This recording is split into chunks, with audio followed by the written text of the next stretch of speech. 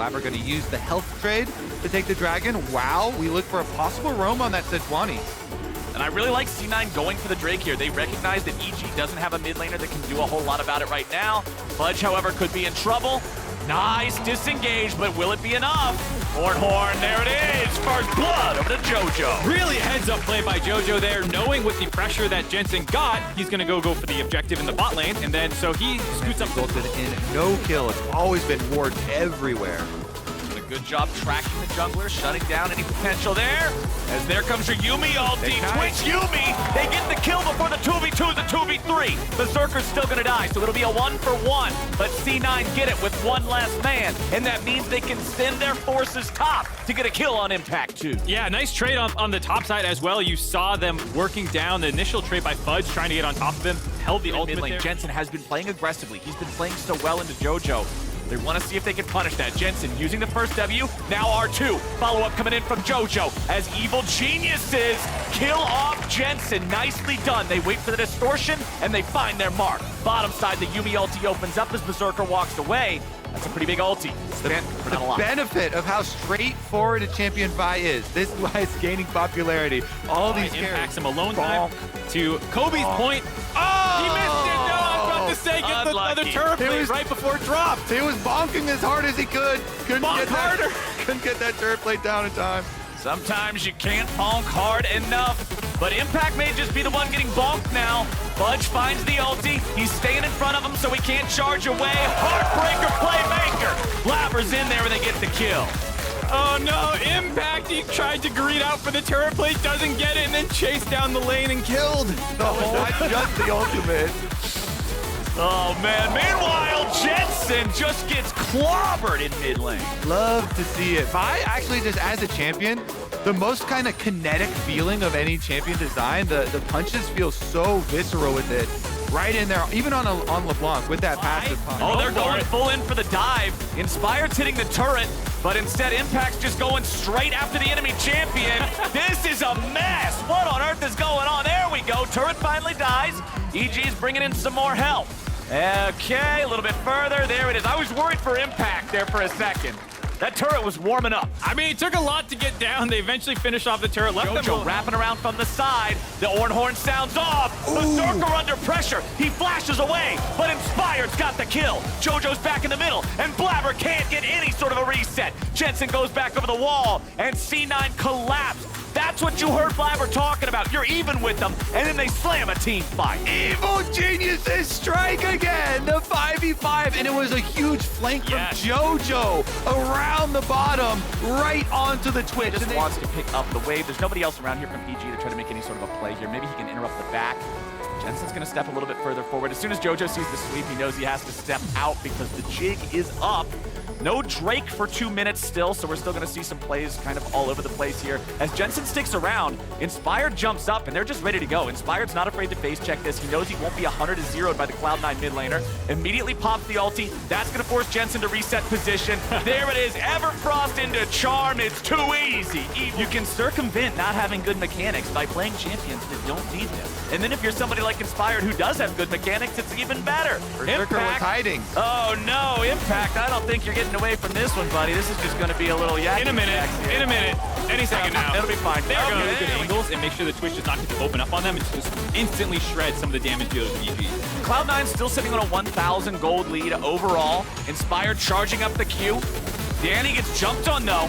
Blabber finds him, but now Inspired going into the back, looking for the target once again. Berserker is low, but the man's still alive. They got now no longer. A rampage for JoJo Pyun, but now Evil Geniuses, they got some low health bars, but they aren't afraid. Jensen, Fudge, Sven, all trying to get away. They've lost Blabber, they've lost Berserker. They find a shutdown, and it's Jensen killing Danny. Inspired's got about 2% health. Actually try and force this dragon down. Inspired's trying to heal up off those raptors. And he had to Jensen walks too close. They thought EG would already be onto the dragon, but EG was waiting and setting a trap. Sven dies. The Yuumi is the sacrificial cat. And Evil Geniuses, again, they make the play they weren't expecting and they get paid for it. They drew it up, Flowers, kill Berserker off the Vi ultimate, and once again, they executed it. A little bit hairy there as they got chased outwards, but Inspired smites the Raptor, heals back up off of it, and since they get that pick, the all-important pick, once again, walking into Fog of War, Charm from Ahri, perfect stuff there.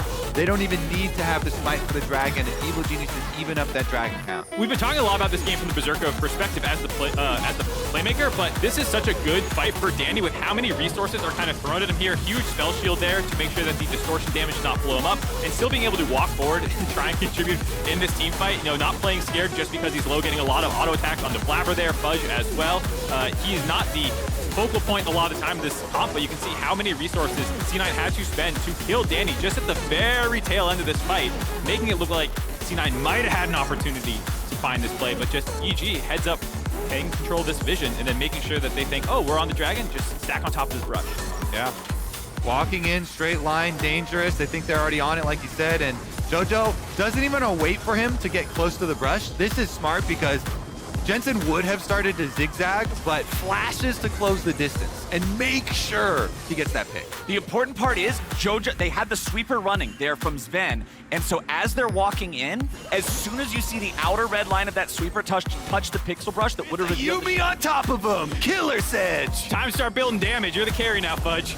Alrighty, he's also got that fully charged Thimble Winter, which is very, very powerful at being able to provide some extra sustained defense there in those fights. They're on top of Impact. They want to stop him from being able to get away. Yes, he's a tank, but he's still going to take a lot of damage. Yuumi ulti comes through. EG, they're going to look for the right targets. Berserker gets jumped on. He's thrown up into the air. Stopwatch, he can't even use it. C9 commits for a tank and gets exactly what you would think from it. Immediate punish from EG. EG destroy them against the walls. Impact baits them on into the red jungle, and they smash them against the rocks. Evil Geniuses don't lose anyone. They push straight up. Hold on. We aren't done yet, my friends. Jensen getting caught out here. This is distortion. Inspired staying on the chase. Jensen still trying to get away here. They kill the clone first. Real Jensen still continues to try to dash away, but Real Inspired is still really after him. Jensen dashes away again. Danny back over onto the Drake. So Evil Geniuses are probably going to at least get themselves a Drake here. Vulcan gets the kill on Jensen. EG get the secure. No, probably not the frontliners who will decide this game, unless it's with a nice ultimate, but gotta keep our eyes on Jensen, Jojo, Berserker, and Danny. And Inspired. Oh, Jojo getting caught! We're talking about frontliner ultimates, and Fudge gets it done! Fudge has the shutdown. Evil Geniuses still trying to find a way to fight now. Inspired wants to get away. Jensen on the chase. They get the Guardian Angel. Berserker happily firing! Danny will die! Shutdown to Blabber! Absolute domination from C9! What'd you say about Fudge? He hits the ulti. Inspire gets a counter kill, though, quickly onto Jensen. Inspire coming back. He kills Jensen. No way. Berserker wants to come out. That was huge. Inspired. 1v3. Sit the hell down, Cloud9. Here comes Vi. He's not done either. He's looking for the whole team. But Impact is definitely gonna go down. But my goodness, Inspired. He just saved the game potentially for EG there. You could see Cloud9 with where Fudge teleported up to the pushing top lane. They wanted to end the game off that fight and meet up with that money. All right, Cloud9, they're coming in to try to challenge him yet again. 6,000 health left here on Mr. Baron.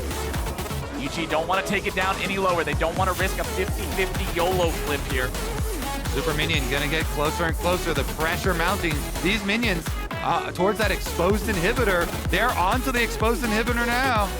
Cloud9 gotta have some sort of check for these minions. C9 do have 2 Unleashed teleports ready to use here. But remember, EG does the Baron fast, and that Unleashed teleport does have a channeling time. Just making somebody have to teleport to join up with the fight could be that little bit of an extra edge that EG wants to commit to this. Still turning around now. Okay, they got the Ornhorn ready to go again. Fudge separated from the rest of C9. He's the target, and he melts 6 items or not. Does not matter what your inventory is. 1v5 is not going to work out for you with the front line down. You can see Cloud9 bailing out of contesting the Baron. They get that one for free. Expert macro, like you said, with Jensen back in base, it was too easy. Yeah, tanks do not scale, especially against Vi with denting blows and a black cleaver. Guess what? Your armor doesn't mean anything to me. Plus, at that point in time, it's safe to go on the tank because you know where everybody else on C9 is. They couldn't save them. There was no surprise factor jumping out of the fog to try to fight back. And EG now have a 5v4 for the next 30 seconds. They've got Baron, they've got Super Minion, Berserker they're on in the the enemy flank. base. Berserker wants the flank. He looks for the damage, but JoJo's ready to turn it right back around if he can. EG trying to deal with a C980 carry, and they got him. Blabber chases after JoJo, but he's not gonna do enough, not near damn quick enough as Berserker falls and Blabber gets polymorphed. Jensen wants to get away. Impact goes for the bowling ball, and it's looking like they won't quite get him just yet. Fudge is back alive, but Evil Geniuses still have more men on the field. Wait. The Nexus is barely holding on.